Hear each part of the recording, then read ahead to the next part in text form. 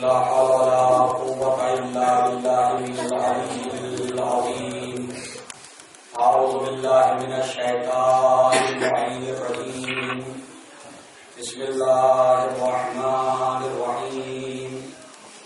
الحمد لله الذي هدانا لهذا وما كنا لنهتدي لولا أن هدانا الله. لقد جاءت رسل ربنا بالحق. الصلاة والسلام على أشرف الأنبياء والمرسلين مولانا ومولى الثقلين جد الحسن والحسين سيد شباب أهل الجنة المكي المدني القرشي الهاشمي مولانا بالقاسم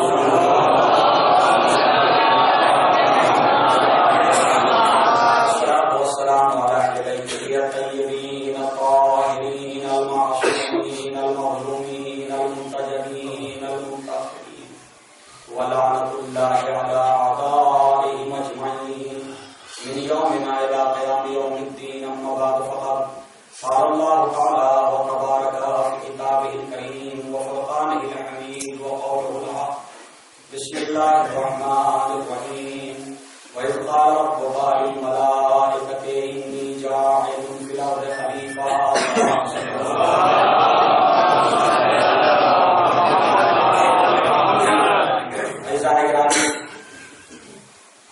آج کی مجلس میں میرے پاس روزمرہ کی مجلسوں کے مطابق ٹائم نہیں ہے. دامن وقت میں اتنی گنجائش نہیں کہ میں کسی بھی تقریبی گفتگو میں جاؤں. بس دو تین باتوں کی طرف اشارہ کر کے اور آپ کی اس عبادت کو منزل تکمیل تک پہنچاؤں گا.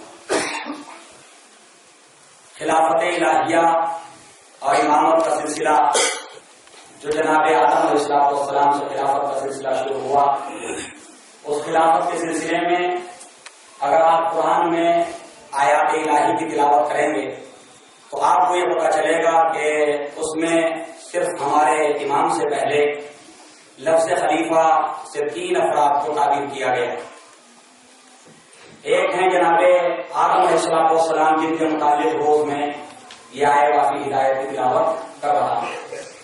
اس آیت کے اندر جناب آدم علیہ السلام کی خلافت کا اعلان کیا. ایک آیت ہے جناب داؤد علیہ السلام کے سلسلے میں جس میں ارشاد رب العزت ہوتا ہے یا داؤد انا جعلناک خلیفۃ فی الارض فاحکم بین الناس بالحق ولا تتبع ہواک. اے داؤد ہم نے تمہیں زمین پر خلیفہ بنایا ہے، خلیفہ قرار دیا ہے، لہذا تم لوگوں کے درمیان جب فیصلے کرنا تو حق کے ساتھ کرنا. جب فیصلے کرنا تو حق کے ساتھ کرنا. اور ایک آیت ہے جناب موسیٰ علیہ السلام کے لیے جو جناب موسیٰ کا قول ہے اپنے بھائی ہارون کے لیے. جناب موسیٰ نے کیا فرمایا؟ رب اشرح لی صدری ویسر لی امری واحلل عقدۃ من لسانی یفقہوا قولی واجعل لی وزیرا من اہلی.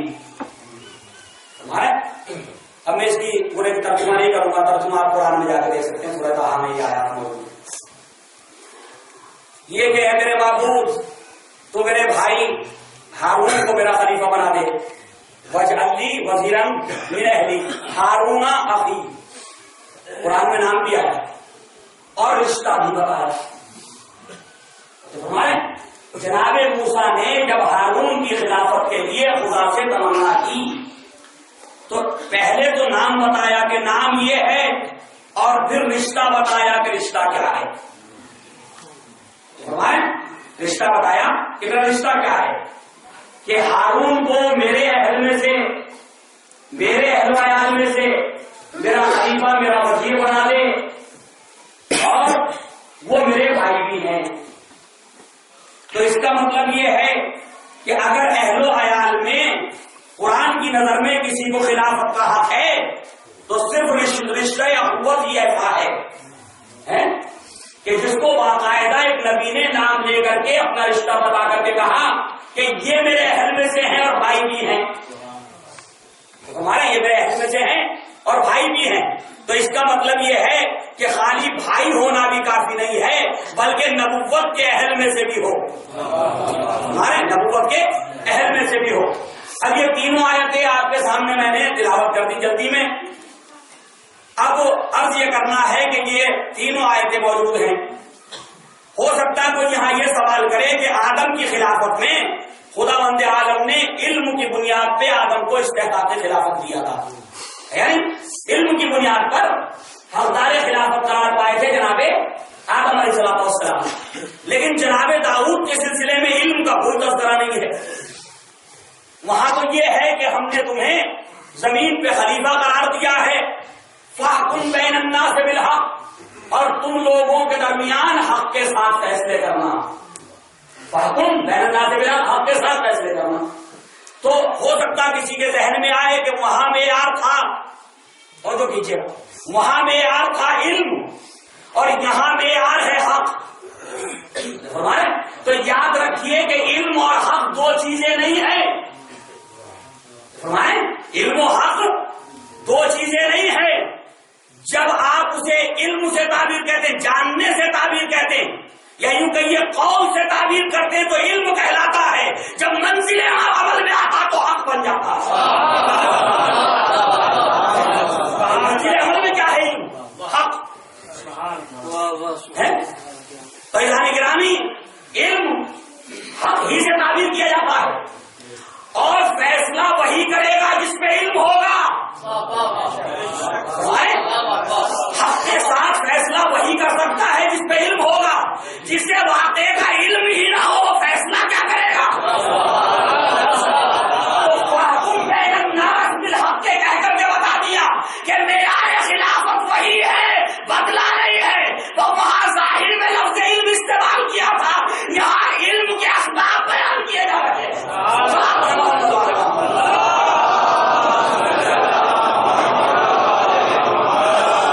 یہاں اسباب علم بیان کیے جا رہے ہیں، کیونکہ اگر علم نہیں ہوگا تو فیصلہ نہیں کر سکتا۔ اور یہی مسئلہ ہے کہ جناب ہارون کے لیے کہ اگر علم نہ ہو تو اپنے بھائی کی یا علم کے جناب آپ اپنے قوم کی ہدایت نہیں کر سکتے، علم کی ضرورت ہے۔ ارے کانسیپٹ ہمارے یہاں جو آیا، سنیے غور سے، اگر یہ بات آج میرے جوان بھائیوں کو دوستوں کو پہنچ گئی تو میں آج کی مجلس میں سمجھوں گا کہ میری ایک فکر پہنچ گئی، میں کامیاب ہو گیا۔ رات میرے کمرے میں جہاں میں یہاں رہ رہا ہوں، امام بارگاہ کے باہر کے حصے میں کمرہ یہ ہے سامنے، یہاں ایک گفتگو کا نوجوانوں میں آغاز ہوا۔ گفتگو یہ تھی کہ جناب عباس علیہ السلام کے سلسلے میں کوئی روایت ہے کہ میں ایک دن کے اندر یا نماز صبح ہونے سے پہلے، صحیح ہے، میں اس کا جواب دینا چاہتا ہوں، اور جو کیجیے، نماز صبح ہونے سے پہلے میں کوفے جاؤں فلاں کو قتل کر دوں گا، میں شام جاؤں فلاں کو قتل کر دوں گا، میں وہاں جاؤں فلاں کو قتل کر دوں گا، اگر میرے مولا اجازت ہوتے تھے۔ روایت کا مصدر مجھے پتا نہیں، کس کتاب میں نے پڑھی نہیں، میرے یہاں ذکر ہوا تو مجھے ایسا لگا کہ کہیں نہ کہیں جوانوں کے ذہن میں یہ کانسیپٹ غلط آ گیا۔ وہ بحث نہیں، سوال ہے محمد،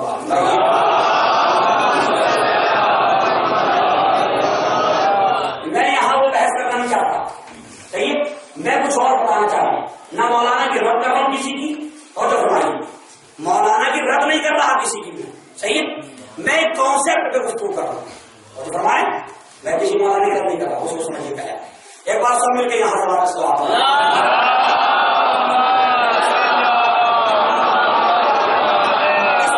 کو بعد میں ہوگی کہ یہ کام ممکن ہے یا ممکن نہیں ہے، اس پہ بحث کو ہم بعد میں کریں گے نا۔ پہلی بحث یہ ہے کہ اگر کسی کو شک ہوتا، میں نے پہلے بھی کہا تھا کہ میرے بیان میں، میری بیان کردہ روایت میں، میری بیان کردہ تاریخ میں، میرے بیان کردہ واقعے میں اگر کسی کو کوئی شک ہے تو مجھ سے سوال کرے، اور سوال یہ نہیں کرنا چاہیے کہ کیوں ہو گیا، سوال پہلا یہ ہے کہ ہے بھی یا نہیں۔ پہلا سوال میں اپنے لیے کہہ رہا ہوں، کسی کے لیے نہیں کر رہا، اور تو کسی کے لیے نہیں کر رہا، میں اپنے لیے کر رہا ہوں، صحیح ہے؟ اگر میری گفتگو میں کوئی ایسی بات آپ کو ملے جس میں شک ہو جائے تو پہلا سوال یہ نہیں اٹھتا کہ یہ ہو سکتا ہے یا نہیں ہو سکتا، پہلا سوال یہ اٹھتا ہے کہ یہ اس انسان باعظمت کی زبان سے نکلا یا نہیں نکلا ہے، پہلا سوال یہ ہونا چاہیے، صحیح؟ لہٰذا میں اس گفتگو میں نہیں جا رہا، میں پھر بار بار کہہ رہا ہوں کسی کا ذہن غلط فہمی کی طرف نہ جائے، میں ایک فکری مرحلے پہ گفتگو کرنا چاہتا ہوں، اس لیے میں نے اس کو ذکر کیا، صحیح؟ غلط ذہن کوئی نہ لے جائے، خدا کے ایک سوال ہے محمد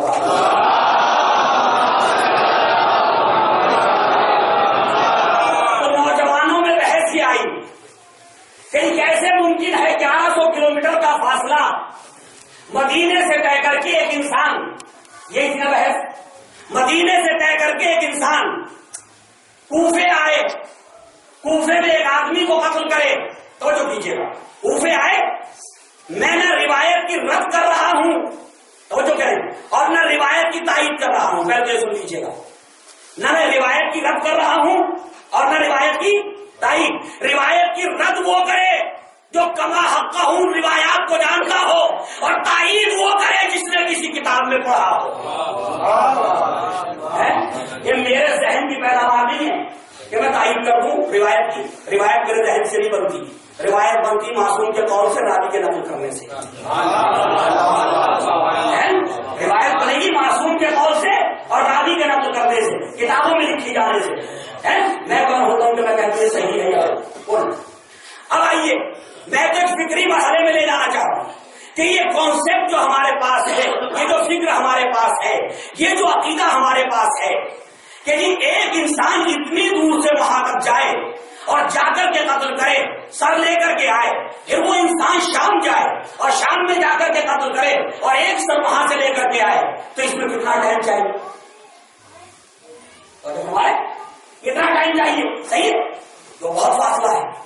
اگر میں اس بحث میں جاؤں گا تو بہت طولانی بحث ہو جائے گی، پر نتیجہ دینا چاہتا ہوں، ہمیں پہلی بات تو یہ کہ جو ہمارا عقیدہ ہے، ہم اس عقیدے کو اپنے الفاظ میں، اپنی فکر میں، اپنے بیان میں، اپنی دعوت میں جو پہنچانے کا حق تھا پہنچا نہ سکے، جس طرح پہنچانے کا حق تھا اپنے عقیدے کو وہ ہم پہنچا نہ سکے، جب ہم اس کو لفظوں میں صحیح تعبیر نہ کر سکے تو غلط فہمیاں لفظوں کے معنی نکالنے میں ہو گئی، غلط فہمیاں، کیونکہ جیسے لفظ ہوں گے ویسے معنی ہو جائیں گے، کیونکہ ہم جو کچھ بھی سمجھاتے ہیں الفاظ کے ذریعے، جو کچھ سمجھتے ہیں الفاظ کے ذریعے ہے نہیں، تو عزیزان گرامی اگر الفاظ کا استعمال عقیدے کے بیان میں صحیح نہیں ہوگا تو غلط فہمیاں ہو جائیں گی۔ ہمارا عقیدہ کیا ہے کہ مولا کائنات کو ہم نے آواز دی، مدد کے لیے پکارا ہے نہیں، مشکل میں پکارا تو مولا آ گئے، ہماری مدد کے لیے آ جاتے ہیں حضرت علی علیہ السلام، یہی ہے نا؟ عزیزان گرامی عقیدہ بالکل صحیح ہے، الفاظ جس سے تعبیر کیا جا رہا ہے وہ غیر مناسب ہے۔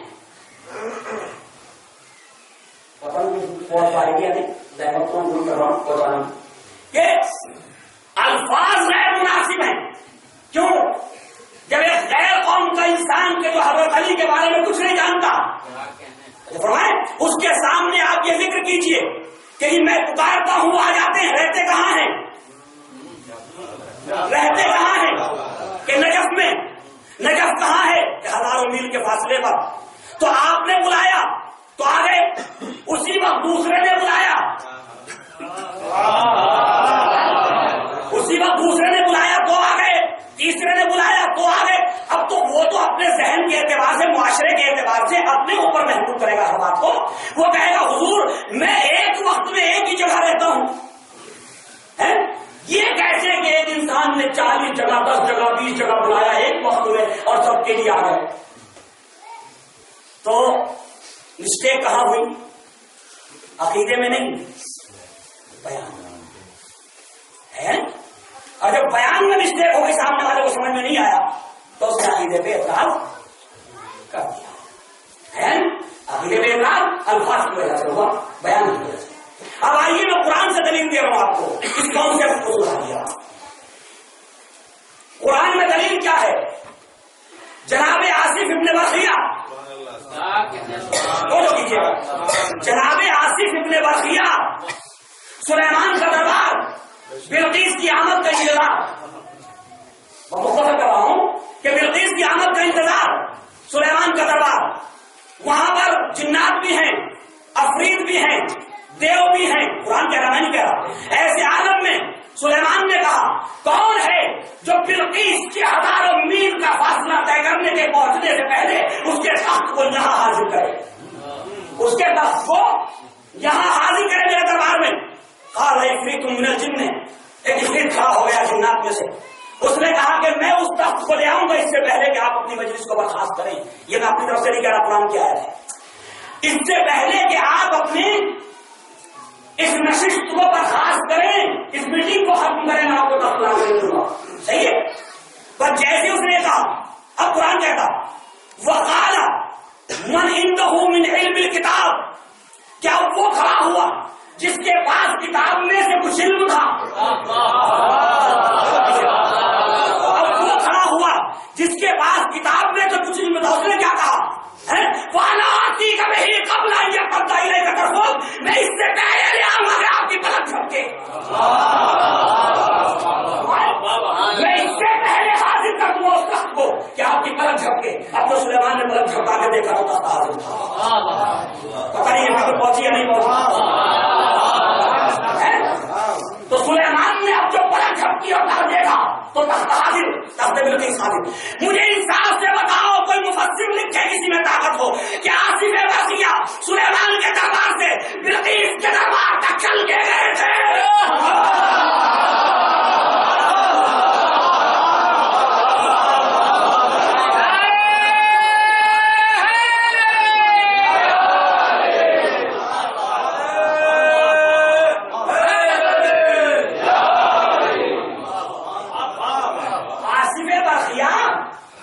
سلیمان کے دربار سے بلقیس کے دربار تک تخت اٹھانے کے لیے چل کے گئے، جانے کی ضرورت پڑی، کون سا غلط ہوا نا ہمارا کہیں علی کو بلانے میں، اسی لیے اعتراض ہو رہا نا کہ کیسے آ جاتے ہیں۔ ارے ہم کہتے ہیں قرآن یہ کرا جس میں کتاب میں سے اتنا سا علم تھا، اس میں چشمے زبر میں گیا نہیں، کوئی کھڑا گیا نہیں، وہیں کھڑا، سلیمان کی پلک جھپکی، سلیمان نے کہتے ہیں تخت بلقیس حاضر ہے، کس چیز سے لایا؟ کس چیز سے آیا؟ جسمانی طاقت سے نہیں، علم سے آیا، صحیح نا؟ تو قرآن نے برقیہ آصف ابن برقیہ کے لیے کہا کہ ان کا ذرا سا علم تھا، تو قرآن نے ایک اور انسان کے لیے کہا، کیا کہا؟ وہ علم الکتاب، کہ اس کے پاس پوری کتاب کا علم۔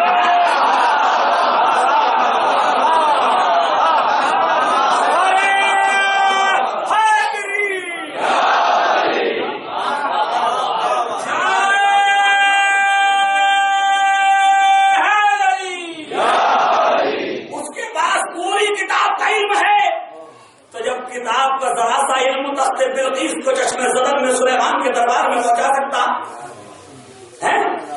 آصف برقیہ کو آنے اور جانے کی ضرورت نہیں پڑتی، تو جب علم قرآن کا ذرا سا کہیں آ جائے، علم الہی کسی کے ذہن میں ذرا سا علم الہی آ جائے تو اسے تخت اٹھانے کے لیے جانے کی اور آنے کی ضرورت نہیں۔ تو ایرانی گرامی آپ اپنا کانسیپٹ سنبھالیے، آپ یوں کہیے کہ جب ہم علی کو بلاتے ہیں تو آنے کی ضرورت نہیں، آواز دیجیے بلند ہو جائے۔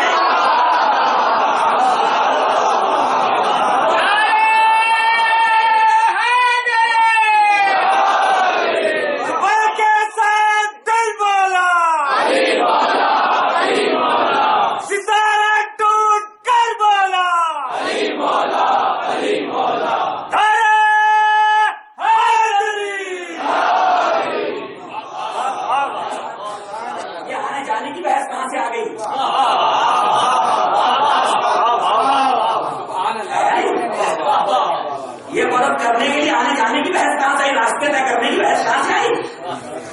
اچھا اگر کسی کے سمجھ میں نہ آتا ہو تو کل تو سمجھانا بہت مشکل تھا، آج سمجھانا بہت آسان ہے۔ بامبے میں بیٹھے میرے اکاؤنٹ میں ٹرانسفر ہو گیا پیسہ،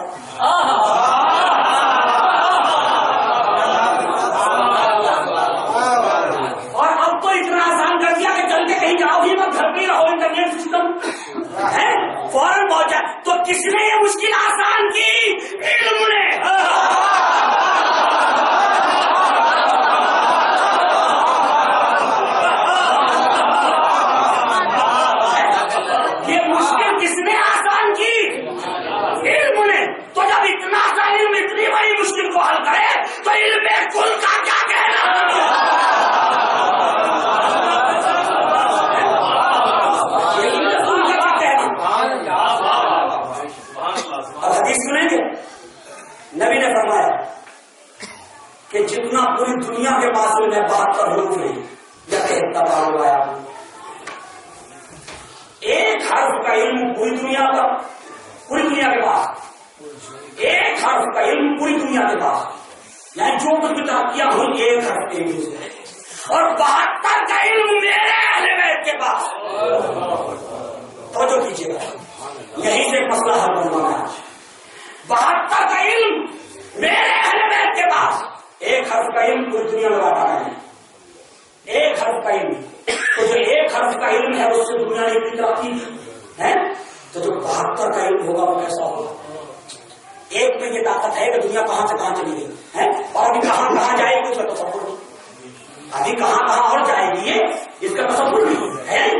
لوگ کہتے ہیں کیا کیجیے گا جب آپ کے امام آئیں گے تلوار لے کے، اور تو کیجیے کیا کیجیے گا جب آپ کے امام آئیں گے تلوار لے. آج تو توپوں کا زمانہ، آج تو میزائلوں کا زمانہ ہے، آج تو ڈرون تیارے چل رہے ہیں. کیا کیجیے گا؟ تلوار لائیں گے، تلوار سے کس کو ماریں گے؟ 2 کلومیٹر سے وار نہیں کرتی تلوار، ہے نہیں. 2 کلومیٹر سے 10 کلومیٹر سے 200 کلومیٹر سے تلوار سے وار نہیں کیا سکتا. تو کیا مطلب؟ ہم شرمندہ ہو گئے. ہاں ہے تو روایات کو تلوار ہے نہیں، ہے تو روایات کو تلوار لائیں گے. ارے یہ روایات کی مجبوری ہے. توجہ کیجیے، اگر میری فکر یہ پہنچ گئی تو بہت غلط ہوگی. یہ روایات کی مجبوری ہے. ابھی تک کوئی ایسا آنا پیدا نہیں ہوا کہ جس کا نام نہیں ہے، تو اسے بیان کیسے کریں؟ کوئی ایسی چیز جو آنے والی ہو 10 سال کے بعد، یا یوں کہیں اب سے 50 سال پہلے اگر کوئی آپ سے کہتا ہے انٹرنیٹ ہوگا، تو جب تھا ہی نہیں تو آپ سمجھتے کیسے وہ بتاتا کیسے؟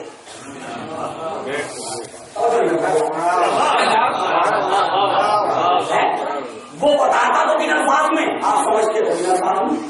لہذا نبی کی مجبوری کہ جو چیز ہے نہیں، جو چیز ابھی وجود میں نہیں، اسے نام نہیں دیا جا سکتا. جب نام نہیں دیا جا سکتا تو سمجھایا نہیں جا سکتا ہے. لہذا نبی نے کیا فرمایا؟ مثال دی کہ اس زمانے میں سب سے سپر ہتھیار تلوار، اس زمانے کا سب سے زیادہ اچھا ہتھیار تلوار. تو نبی نے کیا فرمایا کہ جب میرا آخری آئے گا، کیوں؟ اور اس تلوار میں بھی کون سی تلوار؟ کہ ان تمام تلواروں میں جو مہارتوں میں جمع ہو گئی تھی پہلوانوں کے پاس، بہادروں کے پاس، ان میں بھی سب سے اچھی کوالٹی کی تلوار ذوالفقار ہے. ذوالفقار، وہ ذوالفقار لے کر کے آئے گا. کیا مطلب؟ کہ سب سے اچھا ہتھیار لے کے آئے گا. نہیں سمجھے؟ آپ کیا سمجھے؟ کیونکہ اور کوئی طریقہ نہیں تھا سمجھانے کا، اور کوئی طریقہ نہیں سمجھانے کا. اگر نبی اپنی طرف سے کوئی لفظ آنے کے لیے ایجاد کر بھی دیں تو قوم کو کیسے سمجھائے؟ نبی تو کر سکتے ہیں، نبی قدرت رکھتے ہیں آنے والے زمانے میں یہ چیز ہوگی، لیکن قوم کیسے سمجھے؟ ہے نہیں. تو سب سے زیادہ اچھا ہتھیار تھا ذوالفقار، ہے نہیں ذوالفقار. تو نبی نے کیا فرمایا کہ وہ ذوالفقار لے کے آئے گا. تو میں مانا یہ کرتا ہوں کہ نبی یہ کہنا چاہتے ہیں کہ وہ ذوالفقار نہیں، اپنے وقت کا سب سے اچھا ہتھیار لے کے آئے گا.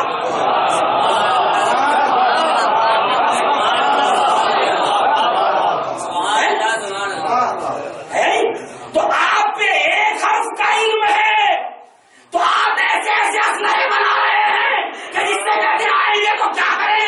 ارے کہ وہ 72 حرفوں کا علم لے کے آئے گا تو وہ کیسے اسلحے بنائے گا؟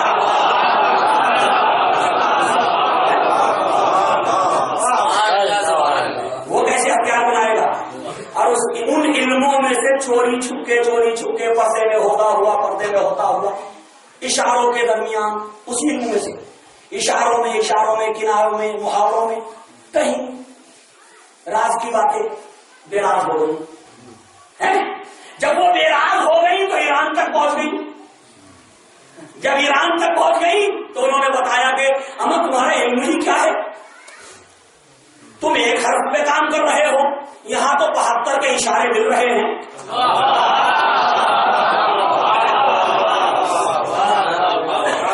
یہاں تو 72 حروف کا علم، اس کے اشارے مل رہے ہیں.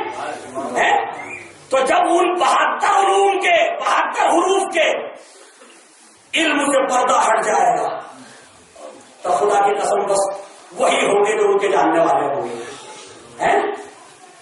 بہت آسان ہے کسی ملک میں اپنا ڈرون طیارہ جا کر کے جاسوسی کرانا، اور بہت مشکل ہے کہ اس ملک کو یہ سوچ کر کے بیٹھ جانا کہ اس کے پاس ہے کیا، وہ کرے گا کیا ہے. تمہارا ریموٹ کنٹرول فیل ہو گیا، اس نے اپنے ریموٹ سے اتار دیا.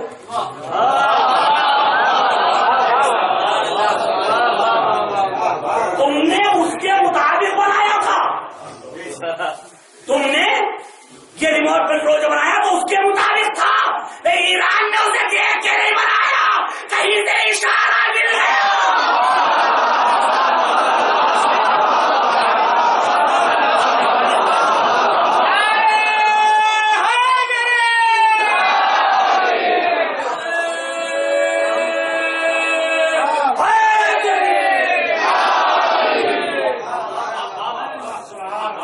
اشارہ مل گیا کہ کس لوہے کو کھینچنے کے لیے کس طرح کا لوہا چاہیے، کہیں سے اشارہ مل گیا. تو جب یہ پردے میں رہ کے اتنا کام کرتا ہو، اگر پردے سے نکل آئے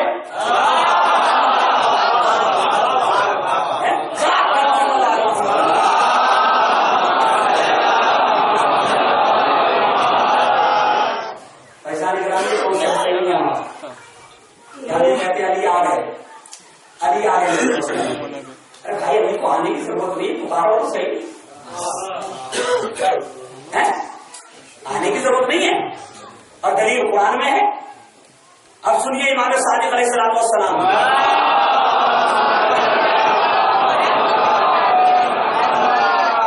صحابی کا نام ہے سدیر سیرفی، اور ایک دوسرے صحابی صاحب میں ابو بصیر. یہ دونوں صحابی کہتے کہ امام کے بارگاہ میں امام کے درس میں حاضر تھے. اسی اثنا میں ایک مرتبہ امام نے یہ کہا کہ لوگ ہمارے متعلق خیال کرتے ہیں کہ ہم علم غیب رکھتے ہیں، ہمارے متعلق یہ خیال کرتے ہیں کہ ہم علم غیب رکھتے ہیں. خدا کی قسم ہمیں کوئی علم غیب نہیں ہے، کوئی علم غیب نہیں ہے. اگر ہمیں علم غیب ہوتا تو آج میری کنیز نے یہ کام کر دیا اور میں چاہتا تھا کہ اسے نصیحت کروں، لیکن وہ معلوم نہیں کمروں میں سے کہاں چھپ گئی، کون سے کمرے میں چھپی ہے. پریشان ہو کر ذہن آپ کا اس روایت کو سن کے. ایسی روایات بہت ہیں ہمارے پاس. کیوں یہ روایت کیوں آئی؟ کہتے درس ختم ہو گیا، سدیر سیر بھی گھبرا گئے، یہ آج کیا ہو گیا امام کو، یہ کیا فرما دیا، ہمارا تو عقیدہ آپ نے علم غیب رکھتے ہیں، یہ آج کیا کمروں میں کہیں چھوٹی کہیں نہیں مل رہی ہے.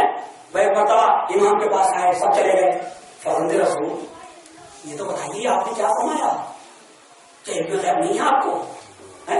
ہم تو روز مشاہدہ کرتے ہیں کہ جن باتوں کی ہمیں خبر نہیں وہ آپ بتاتے ہیں، ہمارے گھر کے حالات آپ ذکر کرتے ہیں، آپ یہ کیا کہہ رہے ہیں آپ کو علم غیب نہیں ہے؟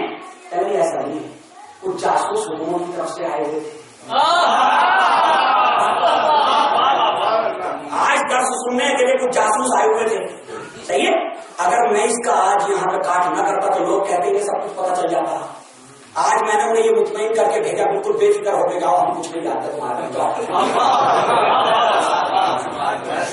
ہم نہیں جانتے، آرام سے رہو، جو کر رہے ہو کرو، لیکن نظر تو ہے ہماری. اور اپنے چاہنے والوں کو بچانے کے لیے کہ ان کو ہمارے پاس پتا چل جائے. اگر یہ حکومت کے ذہن میں آ جائے، حاکم کے ذہن میں آ جائے کہ ان کا امام علم غیب رکھتا ہے اور انہیں پتا ہے ہمارے بارے میں، تو لا محال کے دشمن ہو جائیں گے. تو کہا کہ تمہاری جان بچانے کے لیے، صحیح، تاکہ یہ لوگ تمہارے دشمن ہو جائیں. میں نے ایسا کہا مولا ہم تو ہرا رہے تھے. کہانی ایسا نہیں، کیا تم نے قرآن میں آیت پڑھی؟ آصف نے بتایا کہ یہی روایت، یہی آیت امام نے تلاوت کی. کہاں پڑھی مولا؟ کہا ایک اور آیت بھی پڑھی، پھر یہ آیت جو میں نے مولا کائنات کے لیے پڑھی کہ ہاں یہ بھی پڑھی ہے. تو ایک مرتبہ صحابی نے پوچھا اچھا مولا جب یہ اتنی اچھی گفتگو ہو ہی رہی ہے علم کی تو یہ تو بتا دیجیے کہ آصف ابن برقیہ کا علم چونکہ منن کتاب ہے اور من کے معنی ہوتے بعض، صحیح ہے، یعنی بعض علم کتاب میں سے، تو مولا یہ بتا دیجیے کہ آصف ابن برقیہ کو کتنا علم تھا، کیونکہ بعض کی کوئی حد تو بعض کی کوئی حد نہیں ہے، ہو سکتا وہ بعض کتنا بڑا ہو، بعض ہو سکتا بہت بڑا ہے، تو اس بعض کی اس کی کوئی حد نہیں ہے آیت کے اندر. یہ بتائیے کہ اس سے مراد کیا ہے؟ تو امام نے فرمایا کہ میں اسے تمہیں مثال کے ذریعے سمجھاتا ہوں. سنیے آپ اپنے مولا کی فضیلت سنیے. امام فرماتے ہیں میں تمہیں مثال کے ذریعے سمجھاتا ہوں دونوں آیتوں کے، یعنی علم کتاب اور علم من الکتاب میں فرق کیا ہے. ایک مرتبہ فرماتے ہیں کہ اے آصف بن بختیہ، کبھی تم نے دیکھا کہ مکھی سمندر پہ جا کے بیٹھے؟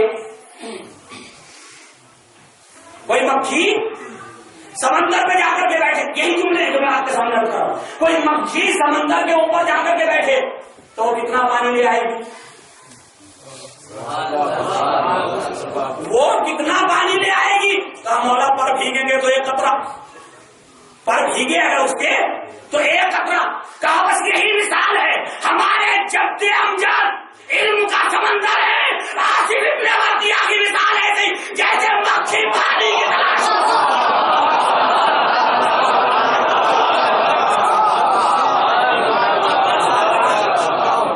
جیسے مکھی پانی کی تلاش میں سمندر پہ آ کے بیٹھے، پروں کو بھگو کے اڑ جائے، پروں کو نم کرے اور چلی جائے، تو جس علم کے سمندر سے مکھی کے پر نم ہو کر کے اتنے عظیم کارنامے انجام دے سکتے ہیں، تو اس سمندر کی کیا طاقت ہوگی؟ اس کا سمندر کی کیا طاقت ہوگی؟ لہٰذا عزیزان گرامی سوچنے کی ضرورت ہے کہ اس طرح کے کانسیپٹ ہمارے یہاں آ رہے ہیں، ان کا تھوڑا سا احتیاط کیا کیجیے بولنے میں، صحیح ہے، تاکہ عقیدہ الفاظ کے ذریعے صحیح پہنچے.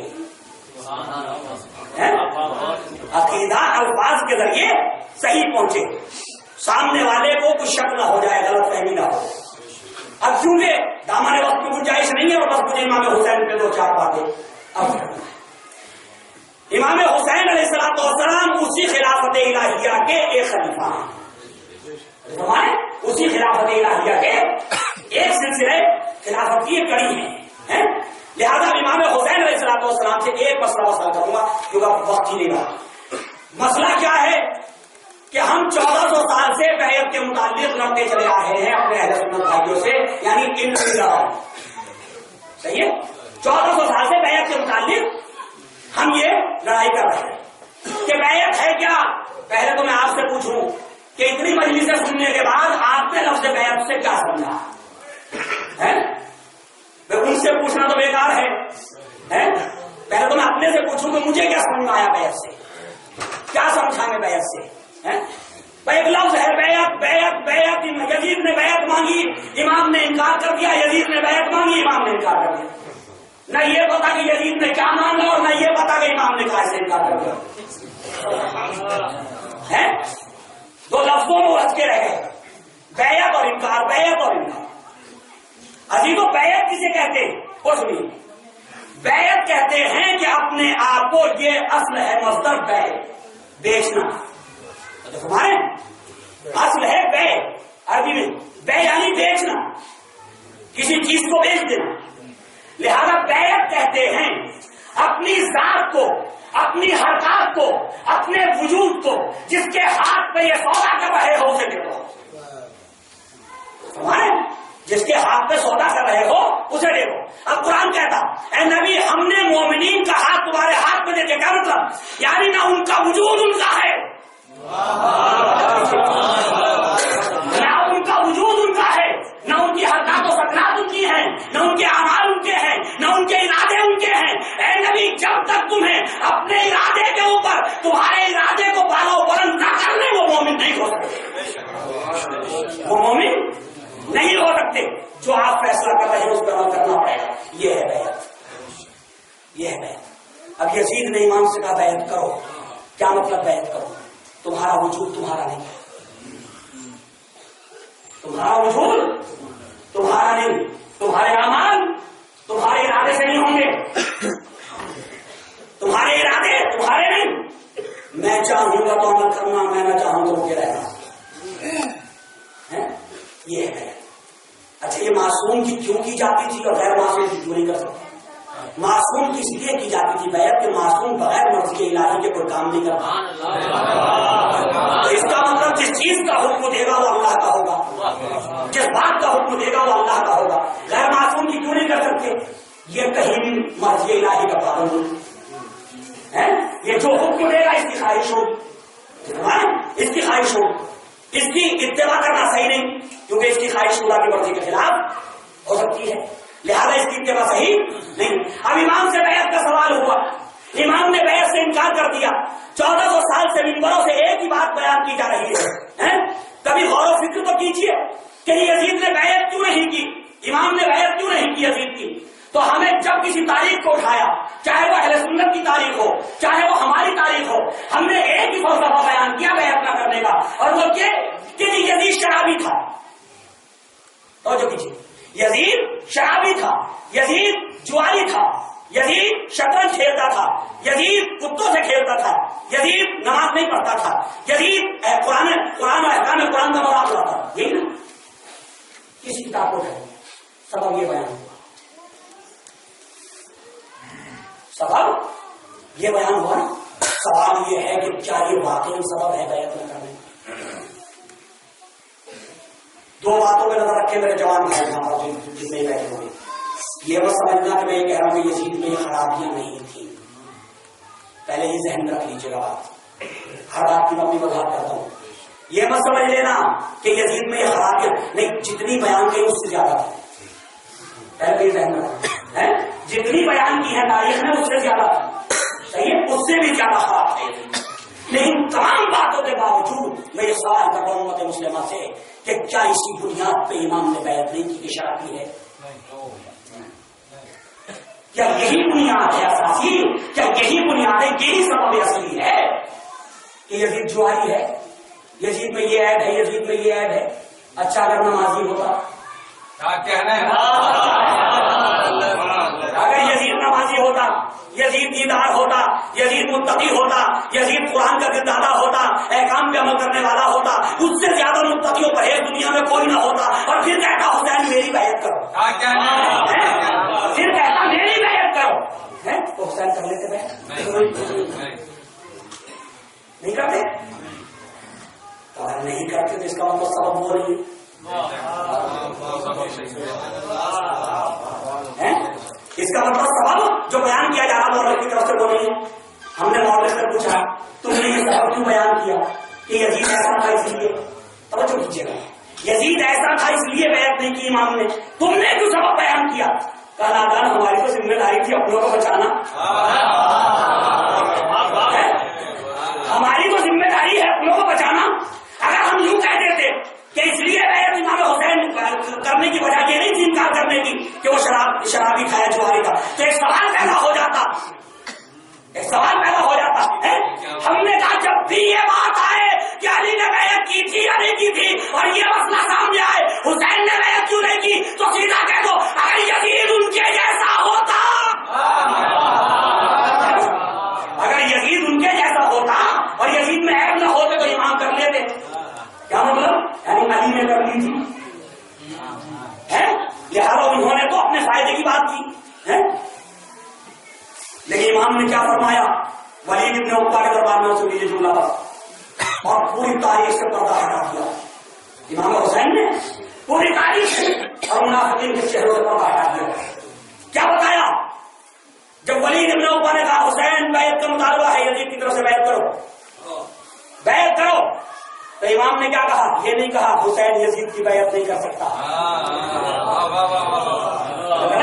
یہ نہیں کہا، کہہ سکتے تھے حسین یزید کی بیعت نہیں کر سکتا کیونکہ بیعت کا مطالبہ یزید نے کیا تھا، طلب کی گئی تھی امام حسین سے، تو اپنا نام لیتے طرف یزید کا نام لیتے، کہتے کہ حسین یزید کی بیعت نہیں کر سکتا۔ امام نے یہ نہیں کہا بلکہ ایک جملے میں دونوں طرف کے سلسلوں کو سمیٹ دیا، دونوں طرف کے سلسلوں کو سمیٹ دیا۔ ارشاد ہوا مثلی لا یبایع مثلہ، میرے جیسا اس کے جیسے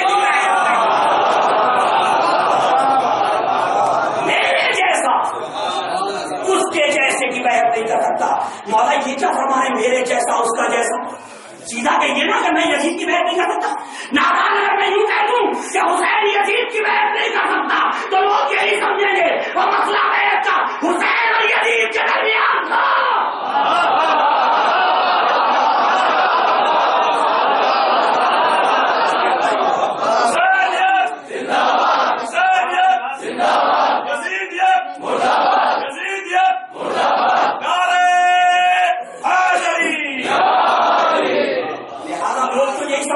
بیعت کا مسئلہ معاملہ حسین اور یزید کے درمیان تھا، اس لیے خود حسین نے کہہ دیا کہ میں یزید کی بیعت نہیں کر سکتا۔ امام نے کہا میں دونوں سلسلوں سے نقاب اٹھانا چاہتا ہوں، جو یہ کہہ رہے ہیں کہ حسین جیسے نے اس کے جیسے کی کبھی بیعت کر لی تھی، وہ آج سمجھ لے کہ یزید جیسے کی کبھی حسین جیسے سے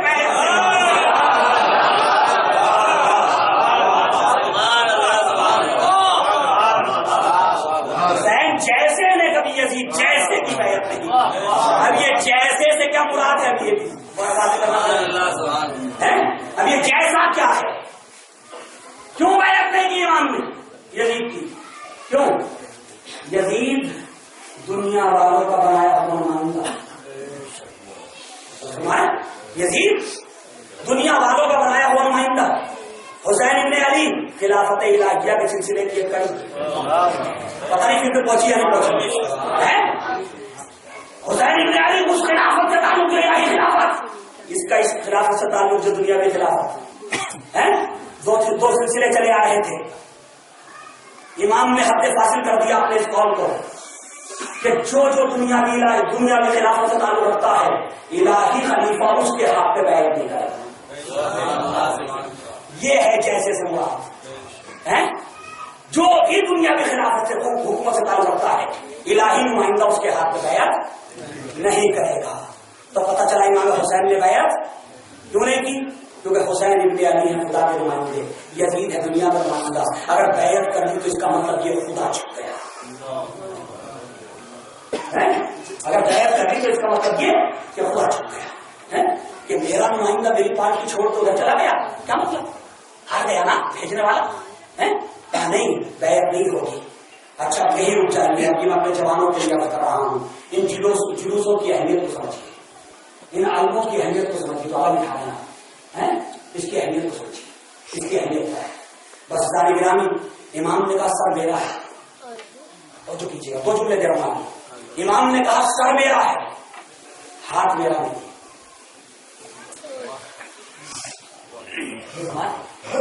سر میرا ہے، ہاتھ میرا نہیں ہے، سر میرا ذاتی، ہاتھ نہیں۔ کیوں؟ مجھے یہ کہا گیا کہ آدم کے وارث ہیں، مجھے معصوم نے یوں سلام کیا یہ نوح کے وارث ہیں، مجھے معصوم یوں سلام کرتا ہے یہ محمد کے وارث ہیں۔ تو وراثت کہاں ہے؟ وراثت کہاں ہے؟ سر میں نہیں، یہ ہاتھ ہے، یہ ہاتھ ہے وارث، یہ میرا ہاتھ وارث ہے انبیاء کا۔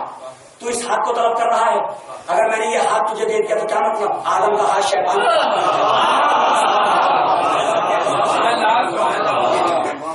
آدم کا ہاتھ شیطان کے ہاتھ میں گیا، نوح کا ہاتھ قوم نوح کے ہاتھ میں چلا گیا، ابراہیم کا ہاتھ نمرود کے ہاتھ میں جائے گا، موسیٰ کا ہاتھ فرعون کے ہاتھ میں گیا، عیسیٰ کا ہاتھ قوم عیسیٰ کے ہاتھ میں گیا، اور حد تو یہ ہے محمد کا ہاتھ ابو سفیان کے ہاتھ میں، علی کا ہاتھ امیر شام کے ہاتھ میں گیا۔ ارے یہ بتا کہ یہ ہاتھ دے کے سب کی محنتوں کو مٹا دوں، یا بہتر یہ ہوگا کہ سب دے کے سب کی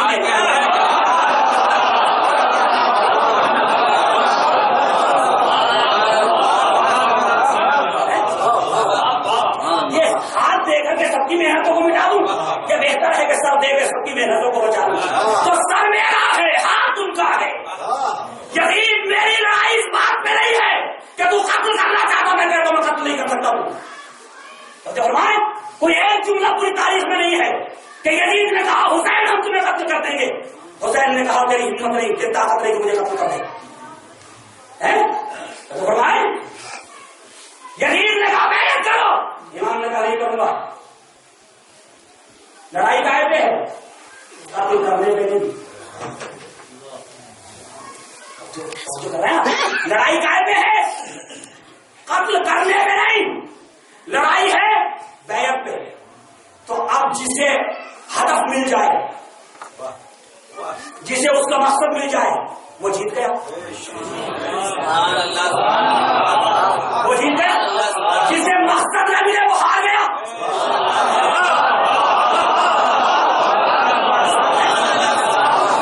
لڑائی سر کی ہوتی تو اصل عاشور یزید جیت کا اعلان کر سکتا تھا، کہ حسین کہہ کے سر نہیں قلم کر سکتا، میں نے سر قلم کر لیا۔ لڑائی تھی کہ بیعت نہیں لے سکتا، اصل عاشور اگر بیعت مل گئی ہو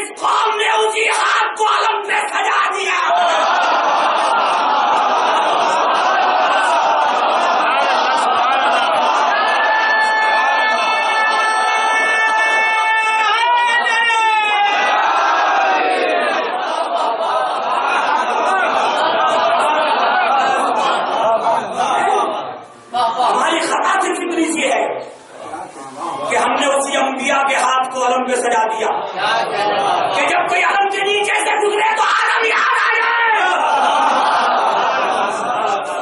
یہ انبیاء کا ہاتھ ہے, یہ آدم کا ہاتھ ہے, یہ ابراہیم کا ہاتھ ہے. اب ہماری یہی ہے نا, لوگ علموں سے بیزار کیوں ہیں؟ ارے ہم تو چاہتے تھے بنو امیہ کا دین آئے, یہ تو پھر اسلام کے پرچم پہ ہوتا ہے.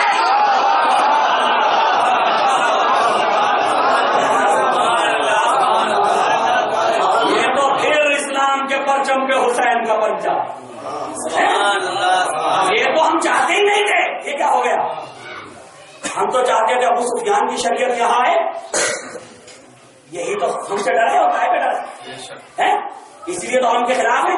ورنہ کیسے ممکن ہے کوئی آدمی اتنا ہم کے خلاف ہو جائے کہ خیبر میں ساری رات جاگے اور ابھی تک گئے.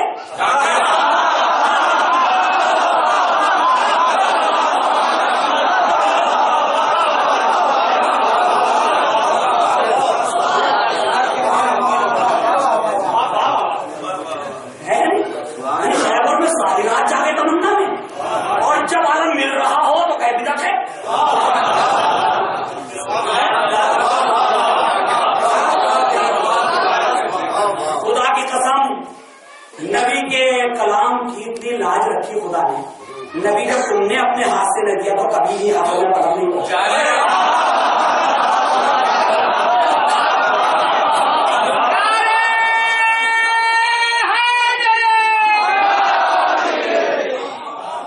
جنہیں دیا تھا انہیں کے پاس رہے گا یہ, اور شاید نہیں خدا بھی جانتا. ارے ان ہاتھوں تک پہنچا کے کیا کروں گا؟ سیرت نبی بتائی تھی برباد کر دی.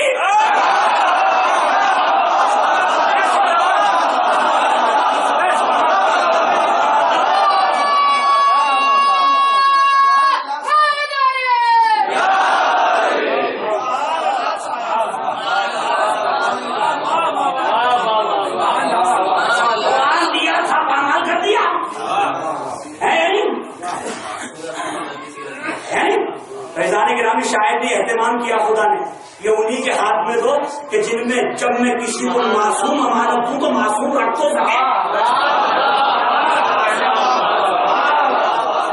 جب میں کسی کو معصوم امانت دوں تو اتنی صلاحیت تو ہو کہ معصوم رکھ سکے, معصوم رکھ سکے. وہ کیا امانت داری کرے گا؟ معصوم ملا تھا ایبدار بنا کے دنیا کو دے دیا. صاحب محمد اللہ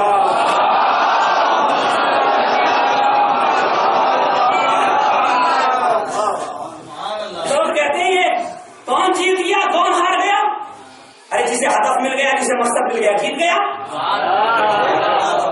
جسے نہیں ملا وہ ہار گیا. یا اگر تمہارے اندر طاقت ہے تو کسی زبان کی, کسی کتاب میں, کسی ڈکشنری میں مجھے بتاؤ کہ جیت کے معنی قتل کرنے کی.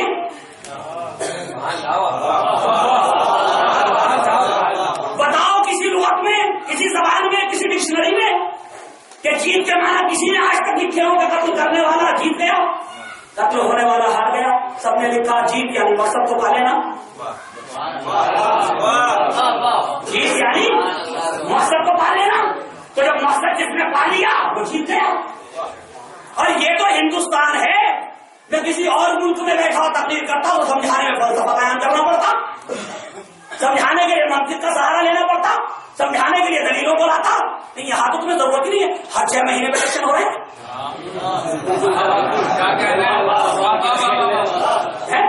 ہر 6 مہینے میں الیکشن ہے. اور یہ الیکشن کا قانون ہی اتنا غلط تھا کہ اس نے ملک کی ترقی کو روک دیا. اگر وہاں کی الیکشن نہ ہوتا تو اسلام ترقی کی طرف الیکشن ہے. اس الیکشن نے ملک کی ترقی کو روک دیا. ہر 6 مہینے پیسہ خرچ ہو رہا, پوسٹ رہا ہے. کچھ ہوتا ہے الیکشن میں, لیڈر کہتا آپ کہ یوں کروں گا, جیت گیا, گھر بیٹھ گیا,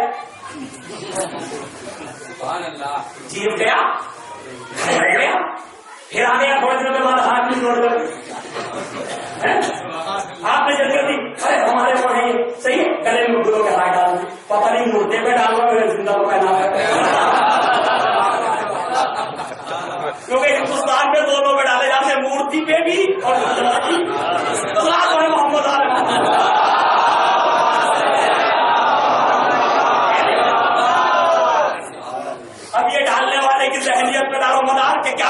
کیا ہوا کہ مرنے کے بعد پھر آ گیا 5 سال بعد. صاحب ہے محمد آل محمد.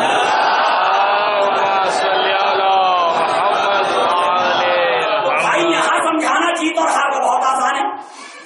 یہاں تو فلسفی طریقوں کی ضرورت نہیں. ہندوستان کے اندر پردھان جیت گئے ہیں تو وہ کریں گے کیا؟ MLA جیت گئے کریں گے کیا؟ چیئرمین جیت گئے کریں گے کیا؟ کہ جلوس نکالیں گے کائے کا جیت کا, اور جو ہار گئے وہ کیوں نکال رہے؟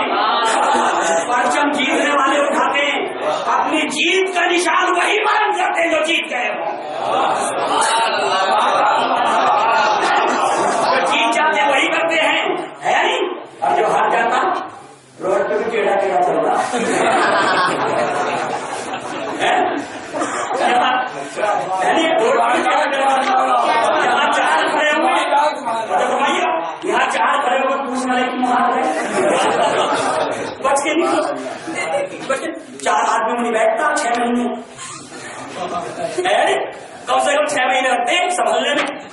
بھائی ہار گیا تھا, لوگ پوچھیں کیوں ہار گئے, شرمندگی ہوگی, شرمندگی ہوگی. ارے کم سے کم یہ دنیا کا الیکشن ہے, 6 مہینے میں سنبھل تو جاتا.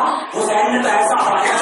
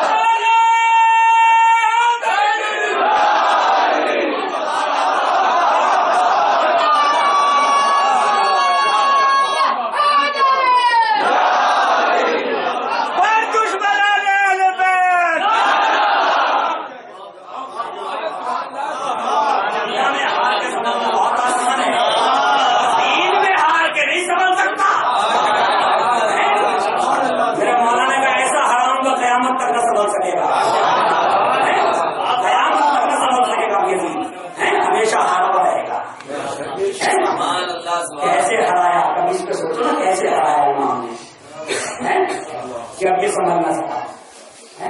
اور جب ہار جاتا ہے بس آگے اپنے آپ کو منزل کو اشارے میں ہو گئے اور آپ کہیں گے کہ جب کوئی ہار جاتا ہے پریشان گرامی ہارا ہوا ہارتا ہے تو ہارا ہوا شرمندہ ہوتا ہے, شرمندہ ہوتا.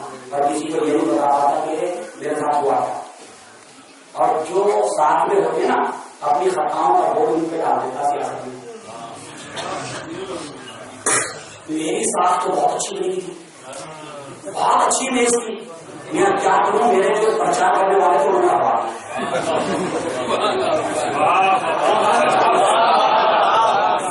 یہ نہیں کہتا کہ میری بھی سب غلط خطا تھی, میری غلطی نہیں, جو ساتھ میں تھے انہوں نے ہوا.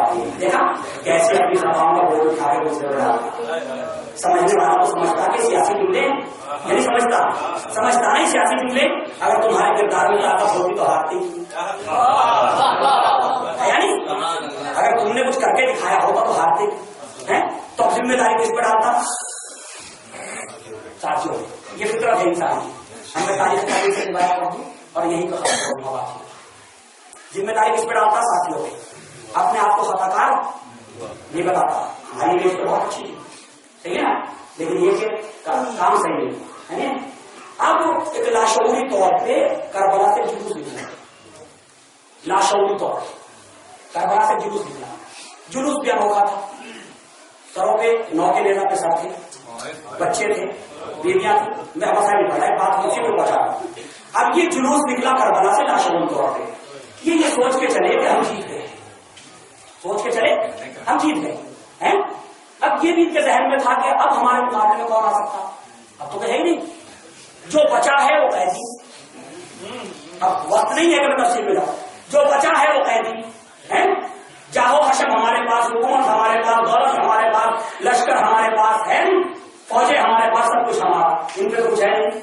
تو لاشعوری طور پہ شادیاں بجاتے ہوئے پٹاخہ اعلان کرتے ہوئے اپنے دربار میں لے گئے. نتیجہ تو وہی ملنا تھا کہ جیتا کون ہارا کون. نتیجہ تو وہاں ملے گا. یہ تو ابھی لے جا رہے ہیں, یہ تو وہ بتائے گا کہ کون جیت گیا کون ہار گیا. اب ایسے میں قیدی نے اپنی زبان کھول دی.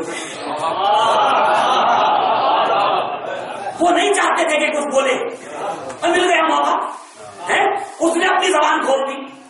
جب وہ 10 منٹ بولا تو انہیں یہ پتا چلا جسے ہم جیت سمجھ رہے تھے, جیت نہیں ہار گئے. جسے وہ جیت سمجھ رہے تھے انہیں 10 منٹ کی گفتگو میں یہ پتا چلا کہ یہ جیت نہیں ہم ہار گئے. تو سید سجاد نے دنیا والوں کو, مورخین کو یہ پیغام دیا, تم یہ کہہ رہے تھے ان بیویوں کو بھولے جا رہے ہو, ان بچوں کو بھولے جا رہے ہو. دیکھو یہ بیویاں اور بچے ہمارے یزید میں بتائیں گے کہ حسین ابن علی کی شہادت کے بعد ہم نہیں جیتے, اکبر کی شہادت سے ہم نہیں جیتے, قاسم کی شہادت سے ہمیں جیت حاصل نہیں ہوئی, اور جب ہمارے عباس کے بازوؤں سے ہم نہیں جیتے. ہم اس اسکیم سے جیت گئے جو ہمارے بابا نے مدینے سے نکل کر طے کی تھی کہ میڈیا کی طاقت بہت بری ہوتی ہے. حکومت کے ہاتھ میں میڈیا ہے, چیف منسٹروں کو خط لکھ دیا جائیں گے حسین ہار گئے, یہ جیت گیا ہے. حکومت کے پاس میڈیا ہے, حکومت کے پاس ذرائع ابلاغ ہے, لہذا ایسے نا تم میرے ساتھ چلو. اس سے پہلے کہ کسی کو کوئی خط پہنچے کوفے میں تمہارا خطبہ پہنچ جائے.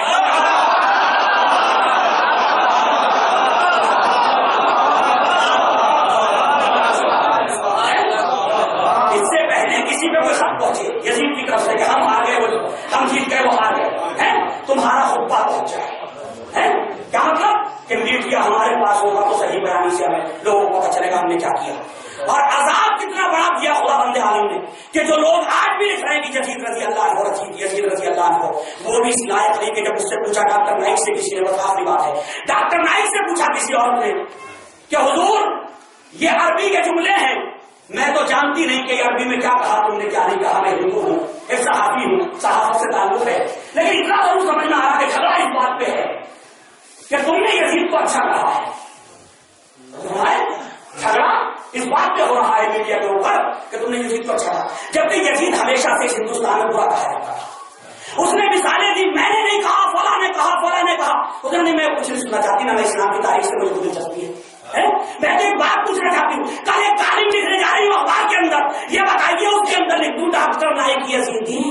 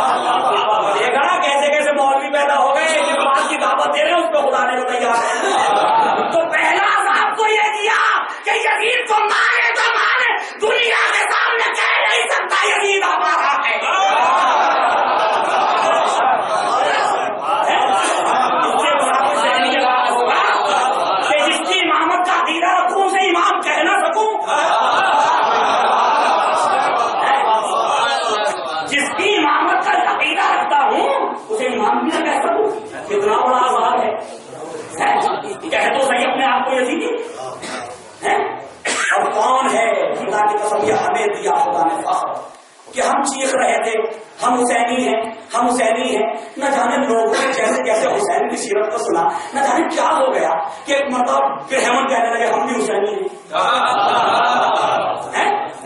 برہمن کہنے لگے ہم بھی حسینی ہیں, پنڈت کہنے لگے ہم بھی حسینی ہیں, ہندو کہنے لگے ہم بھی حسینی ہیں. ارے وقت آنے کو جوش نے کہا تھا کہ انسان کو بیدار تو ہو رہے پتا چلے گا یزیدی کون ہے حسینی کون ہے. کائنات میں اگر کوئی یزیدی بن جائے تو ہمارے پاس آ کے بتانا کہاں ہے. جوش نے کہا کہ انسان کو بیدار تو ہو لینے دو, ہر قوم پکارے گی ہمارے ہر قوم پکارے گی ہمارے ہیں حسین. بس عزیزو نبی کا اقدام تبلیغ, نبی کا اقدام نبوت, نبی کی رسالت جیسے موقوف یہ علی کے آنے پہ پہنچ کے آ گئے ہیں. اقدام نبوت, نبی کی نبوت, پیغام نبوت, اور جب ہمارے موقوف ہے کہ علی آئے تو میں اپنا پیغام دوں. اور کتاب کربلا ٹھہری ہوئی ہے, ایک علی آئے تو کربلا جاؤ. یہ فضیلت ہے نبوت امامت کا انتظار کر رہی تھی علی کی شکل میں, امامت علی اصغر کا انتظار کر رہی تھی کمسن کی شکل میں. یہ آ جائے تو چلو, ابھی کتاب کربلا مکمل نہیں ہوئی, ابھی عنوان کربلا مکمل نہیں ہوا ہے, یہ آئے تو چلو. اور جب وہ آ گیا پھر 3 دن کا تو بس کربلا سننے سنانے کے لیے نہیں ہے, اپنے ذہن کو تھوڑی دیر کے لیے بچے کر دے گا. جب وہ آ گیا تو 3 دن کا سن تھا. کون سا 3 دن کا سن ہے؟ یاد کراؤں قرآن میں ایک اور 3 دن کا سن ہے. کون عیسیٰ کا گہوارے سے بول اٹھے تھے میں اللہ کا بندہ ہوں, نبی بنایا گیا ہے یا نہیں. تو ماں کی عصمت کے لیے جیسے گہوارے سے عیسیٰ کا اٹھے ویسے باپ کی عصمت کے لیے ابا چلے تھے. ارے میرے باپ کی عصمت کو ثابت کون کرے گا گہوارہ میں؟ میرے بابا کی عصمت کو ثابت کون کرے گا گہوارہ میں؟ مجھے انصاف سے بتاؤ کہ مورخ یہ لکھتا یا نہیں لکھتا کہ اکبر تلوار لے کر کے آئے تھے, حملہ کر رہے تھے, قتل نہ کرتے تو کیا کرتے؟ عباس تلوار میں صحیح لیزر آئے تھے تو اگر مقابلہ نہ کرتے تو کیا کرتے؟ قاسم تلوار لے کے آئے تھے, مقابلہ نہ کرتے تو کیا کرتے؟ اور محمد حملہ کر رہے تھے, مقابلہ نہ کرتے تو کیا کرتے؟ تو کوئی دلیل تھی آپ کے ایمان کی عصمت پر, آپ کے ایمان کے معصوم ہونے کی کوئی دلیل تھی آپ کے پاس؟ کیوں تلواریں لے کے گئے سب؟ امام نے کہا میں اکبر کو اپنی معصومیت ثابت کرنے کے لیے نہیں لے رہا, عباس کو نہیں لے رہا, نہیں چھوٹے بچے کو لے رہا, نہیں اس کے بعد کوئی تیر ہے تلوار. یہ بتائے گا حسین معصوم ہے, یہ بتائے گا حسین معصوم ہے. اور یہ چھوٹے بچے ہر قوم کی نظر میں معصوم ہیں, ہر دھرم کی نظر میں معصوم ہے. تو 3 دن کا سن تھا میرے موجود کہ جب مولا نے جو ہے وہ کام کیا ہے 3 دن کیا ہوگا 3 دن بتائیے کیا ہوتی 3 دن. اس 3 دن کے بچے کو امام لے کر کے آئے ہیں, اونٹے کے راستے میں ہزاروں کو چھوڑ دیا ہے. اس 3 دن کے بچے کو لے کے آئے. سمجھے ضروری نہیں کہ کسی کا ذہن جو ہے بڑھاپے میں مکمل, ضروری نہیں. بہت سے بوڑھے مجنون ملیں گے, بہت سے بوڑھے مجنون ملیں گے, بہت سے بوڑھے کمال ملیں گے, اور بہت سے چھوٹے سے بچے عقل ملیں گے. تو ضروری سینوں سال کا تقاضا نہیں ہے کہ ذہن مکمل ہونے کے لیے ہو سکتا 3 دن کا بچہ بھی ذہنی طور پر مکمل ہو جائے, جیسے ابھی اصغر آ گئے لے کر کے. بس عزیزو اب میں مصیبت کیونکہ کلا صاحب مصیبت میں سن لیجیے کہ آ گئے امام رات میں تیار کر دیا اپنے بیٹے کو, کوئی نہیں ہے, اب کوئی نہیں ہے, رات میں تیار کر دیا اپنے بیٹے کو, تیار ہو گئے, باپ کے ہاتھوں پہ دے دیا. باپ نے ایک مرتبہ اپنے دامن وہ جو ہے اس طرح سے دھوپ تیز تھی، دامن کو دھوپ تیز تھی. اب جو چھپائے ہوئے فوج یزیدی کے سامنے آئے. فوج یزیدی یہ سمجھی کہ حسین ابن علی قرآن لا رہے، شاید اب فیصلہ کرنا چاہتے ہیں کیونکہ سب مار دیے گئے، کوئی نہیں بچا، اپنی جان بچانا چاہتے ہیں. ایک مرتبہ امام نے آبا کا دامن ہٹایا اور اپنے اس جان سے بیٹھے کو دیکھا. اب دیکھنے کے بعد کیا ہے، فوج جفا تھا، فوج جفا تھا، فوج جفا کار. اگر تمہاری نظر میں محبوب نہ ہو، اگر میں خطا ہوں تو یہ چھوٹا سا بچہ کو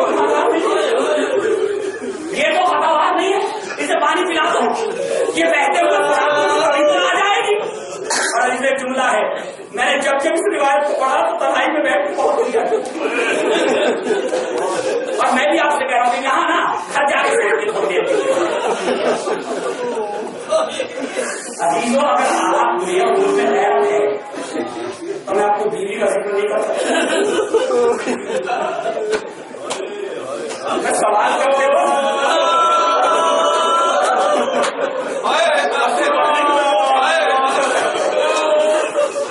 اب کچھ پڑھنے کی ضرورت ہے.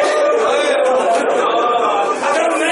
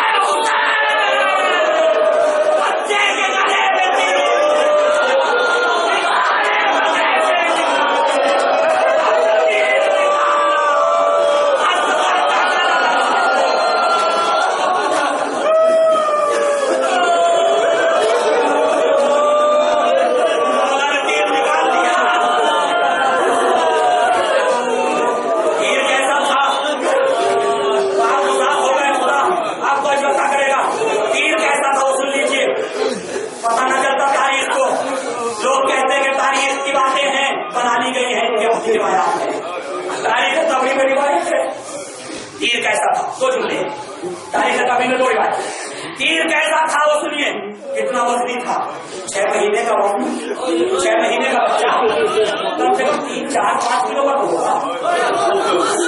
اپنے ماحول سے بات کر 5 کلو کا ہوگا. تاریخ کہتی ہے کہ تیر کا وزن کتنا تھا، تاریخ تو لکھی ہوا ہے کہ جیسی افسر کے گلے میں تیر لگا نا بچہ تیر کے وزن سے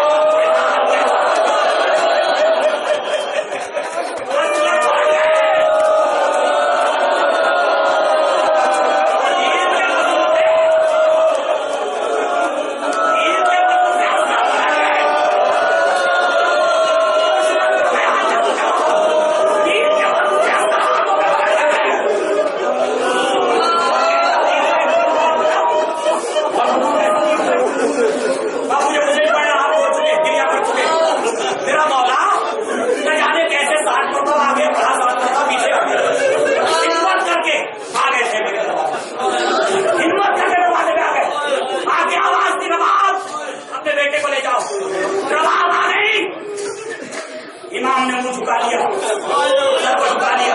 کیسے آپ کو میں آگے ڈالے رہا, ارے کہتے لے کے گیا